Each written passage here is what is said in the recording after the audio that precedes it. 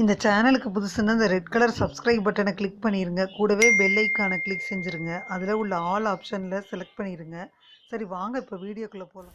Hi friends, நான் உங்கள் Kisan general. இன்றைக்கி இந்த பதிவில் மேஷ ராசி என்பர்கள், ரிஷப ராசி என்பர்கள், மேலும் மிதுன ராசி என்பர்களுக்கான அடுத்த 7 நாட்களுக்கு என்ன நடக்குன்றதை இந்த பதிவில் நம்ம பார்க்க போகிறோம். அடுத்த 7 நாட்களுக்கு 27/5/2024 2/6/2024 வரை முதல்ல மேஷராசி என்பர்களை எடுத்துக்கிட்டால் அவங்களுக்கு சிகிச்சையில் நீங்கள் செய்யும் மாற்றங்கள் உங்கள் ஆரோக்கியத்தில் நிறைய நேர்மறை ஆற்றலை கொண்டு வந்து சேர்த்துரும். இதற்கு உங்கள் தினசரி வழக்கத்தை சரியான முறையில் மேம்படுத்தணும். தேவைப்பட்டால் உங்கள் உணவு திட்டத்திற்கு ஒரு நல்ல மருத்துவரை பார்க்கணும். சந்திரன் ராசியிலிருந்து 12வது வீட்டில் ராகு பகவான் இருக்கிறாரு. இந்த வாரம் உத்தியோகத்தில் இருந்தீங்கன்னா பணத்தேவை ரொம்ப ஜாஸ்தியாக தேவைப்படும். ஆனால் கடந்த நாட்களில் நீங்கள் செஞ்ச ஊதாரித்தனத்தால் பண வசதி இல்லாமல் போகுது. அதனால் நீங்கள் பாதகமான சூழ்நிலையிலும் சந்திக்க வேண்டி வரும். உங்கள் மூத்த சகோதரர் அல்லது சகோதரியிடம் ஏதேனும் நிதி உதவி கேட்டிருந்தீங்கன்னா உங்களுக்கு பாதகமான பலன்கள் கிடைக்கும். ஏன்னா உங்கள் சகோதர சகோதரிகள் அவங்களுடைய மோசமான பொருளாதார நிலை காரணம் காட்டி உங்களுக்கு எந்த விதமான உதவியையும் செய்ய மறுத்துருவாங்க. சந்திரன் ராசியிலிருந்து 11வது வீட்டில் சனி பகவான் இருக்கிறாரு. இந்த வாரம் உங்களின் வேலைத்திறன் மேம்படும். இதனால் நீங்கள் ஆக்கப்பூர்வமாக சிந்தித்து உங்கள் வணிகத்தை மேம்படுத்த பெரிய முடிவை எடுக்கலாம். உங்கள் முடிவை உங்கள் குடும்ப உறுப்பினர்கள் மற்றும் உங்கள் பணியாளர்கள் ஆதரிப்பாங்க. இது உங்கள் நம்பிக்கை அதிகரிக்கும். மேலும் நீங்கள் 2 மடங்கு வேகமாக உற்பத்தி செய்வதை பார்க்கலாம். போட்டித் தேர்வுகளுக்கு தயாராகி வந்தீங்கன்னா இந்த வாரம் கடின உழைப்பிலும் தன்னம்பிக்கையிலும் சில பிரச்சனைகளை சந்திக்க போகிறீங்க. குறிப்பாக வாரத்தின் நடுப்பகுதியில் கல்வி சம்பந்தமாக உங்கள் மனதில் பல எதிர்மறை எண்ணங்கள் வரும். அதனால் நீங்கள் எந்த விஷயத்துலையும் கவனம் செலுத்த தவறுறீங்க. பரிகாரம்னு பார்த்திங்கன்னா ஓம் நமோ நாராயணா என்ற மந்திரத்தை தினமும் 41 முறை உச்சரிக்கணும். வார தொடக்கத்திலேயே மேஷராசி என்பவர்களுக்கு மந்தமான வாரமாகத்தான் இருக்குது. ஆன்மீக ஈடுபாடு மன நிம்மதி மற்றும் ஆறுதல் அளிக்குது. 28ஆம் தேதி மகிழ்ச்சிக்கு எந்த நிகழ்ச்சியும் நடக்காது. அமைதி தான் முக்கியம். ஆன்மீகத்தில் ஈடுபடணும். 29-30 இந்த நாட்களில் உங்களுக்கு சாதகமாக எல்லாம் நடக்கும். சிறந்த திட்டங்கள் மூலம் பயன்பெறுவீங்க. நீங்கள் தன்னிச்சையாகவும் தன்னம்பிக்கையுடனும் செயல்படுவீங்க. இதனால் நீங்கள் வெற்றி பெறுவீங்க. உங்களுக்கு கிடைக்கும் புதிய வாய்ப்புகளில் மகிழ்ச்சி அடைவீங்க. வார இறுதி 2 நாட்களில் மகிழ்ச்சியுடன் இருப்பீங்க. வெற்றி கிடைக்கும். உறுதி இருக்குது. அதனால் வெற்றி அடைவீங்க. கடினமான சூழ்நிலைகளை வாரதி இறுதியில் சந்தித்தாலும் முழு ஆற்றலை நீங்கள் செலுத்தினீங்கன்னா உங்களுக்கு வெற்றி தான். பொழுதுபோக்கிற்கென கொஞ்ச நேரம் ஒதுக்க வேண்டி வருது. நீங்கள் அமைதியாக இருக்கக்கூடிய நாளாக இருந்தால் வெற்றி உங்களுக்கு தான். பொருளாதார பற்றாக்குறை அகலும் வாரம். தனஸ்தானத்தில் சூரியன், குரு, சுக்கிரன் என தனலாபத்தை வழங்கும் கிரக கூட்டணி இருப்பது மேஷத்திற்கு சுபபலனை மேம்படுத்தும் அமைப்பு. இதனால் உங்கள் செயல்பாடுகள் அனைத்திலும் வெற்றி தான். முன்னேற்ற பாதையை நோக்கி பயணிப்பீங்க. அன்றாட தேவையை சமாளிக்க திணறினீங்கன்னா தாராள தனவரவால் மகிழ்ச்சி ஏற்படும். குடும்பஸ்தான சுக்கிரனால் மகிழ்ச்சியான சம்பவங்கள் நடக்கும். தொழில் உத்தியோகம் லாபகரமாக இருக்கும். ராகு பகவான் பார்த்திங்கன்னா உங்கள் ராசியிலிருந்து சந்திரன் ராசியிலேருந்து 12வது வீட்டில் இருக்குது. இந்த வாரம் முழுவதும் உடல்நலம் தொடர்பான பிரச்சனைகள் உங்களை தொந்தரவு செய்யுது. நீங்கள் உங்கள் வாழ்க்கையை அனுபவிக்க முடியாமல் போகலாம். இந்த வாரம் உங்கள் ஆரோக்கியம் முற்றிலும் சீராக இல்லை. குடும்ப உறுப்பினர்கள் குறிப்பாக உங்கள் துணை பிரச்சனைகளை சந்திக்க போகுது. பணத்தை முதலீடு செய்வதற்கு இந்த வாரம் சிறப்பாக இருக்கும். வியாழக்கிழமை உங்கள் சந்திரன் ராசியிலிருந்து 2வது வீட்டில் இருக்கிறாரு. நீங்கள் புதிய வாகனம் அல்லது வீடு வாங்க நினச்சா ஒரு பெரியவர் அல்லது பெரியவரின் சரியான ஆலோசனையுடன் மட்டுமே முதலீடு செய்யணும். இந்த வாரம் குடும்ப உறுப்பினர்களின் ஆலோசனைகளை கூடுதல் பணம் சம்பாதிக்க உங்களுக்கு உதவும். இது உங்கள் மனதில் மகிழ்ச்சியை தரும். குடும்ப உறுப்பினர்களுக்காக ஆடம்பரமாக செலவு செய்வதையும் அவங்களுக்காக பரிசுகளை வாங்குவதையும் பார்க்கலாம்.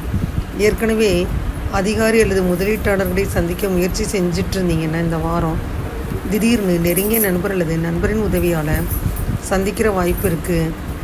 இதற்கு உங்களை தயார்படுத்தி கொள்ளணும்.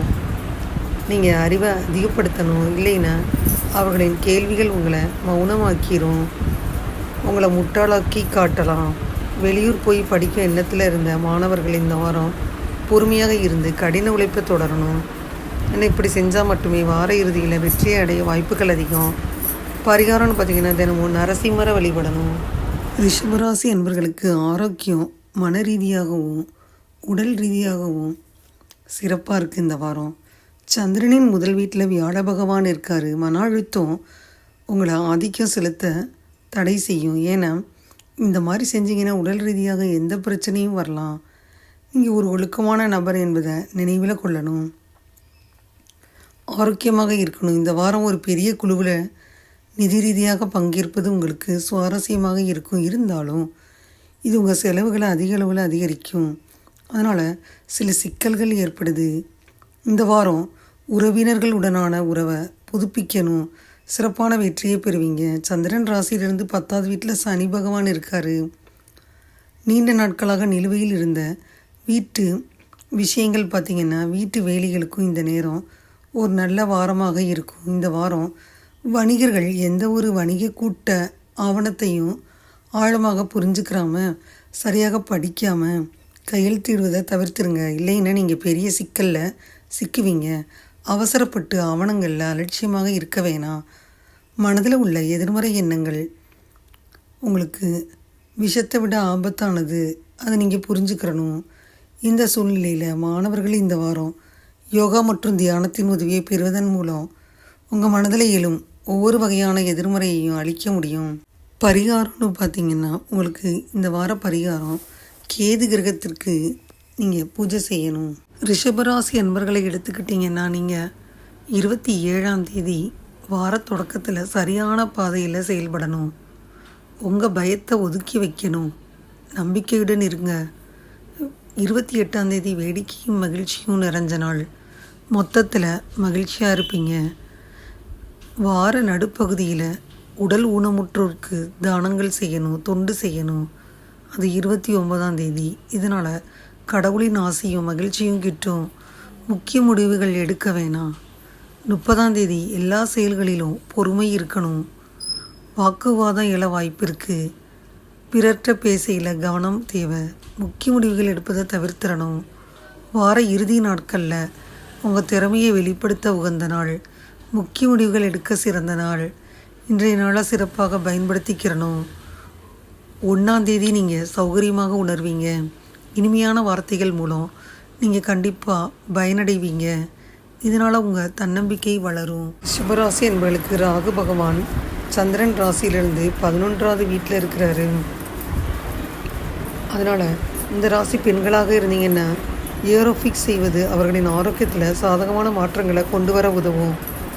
உங்களோட வீட்டில் உள்ளவங்களின் ஆரோக்கியத்தை மனதில் வச்சு இந்த வாரம் வெளி உணவு சாப்பிடுவதை தவிர்க்கணும். வீட்டிலேயே விதவிதமான சுவையான உணவுகளை தயாரித்து சுவையை அனுபவிக்கணும். வியாழன் பார்த்திங்கன்னா உங்கள் சந்திரன் ராசியிலிருந்து 5வது வீட்டில் இருக்குது. இந்த வாரம் உங்கள் மனதில் ஆக்கப்பூர்வமான யோசனைகளுக்கு பஞ்சமே இல்லை.